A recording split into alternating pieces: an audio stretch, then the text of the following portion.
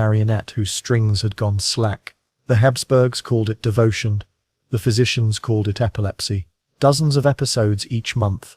Sometimes mild, sometimes catastrophic. They left him pale, disoriented, his tongue bitten, his breath rasping. In moments of lucidity, Ferdinand would weep and ask whether God was punishing him for sins he didn't understand. It was easier to believe in divine wrath than to face the truth of biology. When his father died in 1835, Ferdinand ascended the throne as Emperor of Austria, King of Hungary, King of Bohemia, titles that meant nothing to the body that bore them. The empire hid its weakness behind protocol. Every royal decree required the signature of Metternich, the cunning statesman who became the empire's true mind.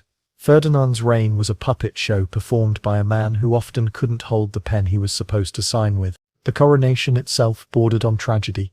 During the anointing, Ferdinand suffered a minor seizure and collapsed against the altar.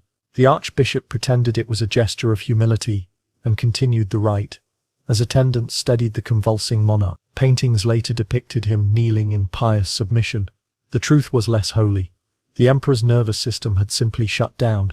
Still, the empire insisted on appearances. The new emperor was married off at once to Princess Maria Anna of Savoy, sister of the King of Sardinia, chosen for her docile temperament and robust health.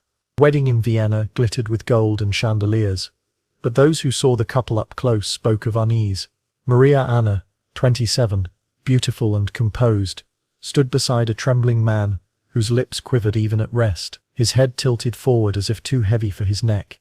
His voice emerged thin and halting.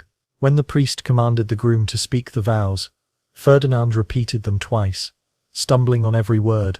The audience laughed softly, believing it nerve. Only his doctors knew it was neurological misfiring. The wedding night was whispered about for years. Servants reported groans, then silence, then sobbing. Physicians were discreetly consulted the next morning. The verdict, though never recorded officially, was that the marriage had not been consummated.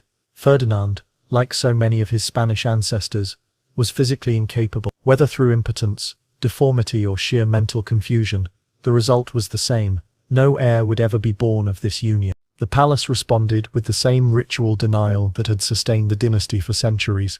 Holy relics were brought to the emperor's chamber.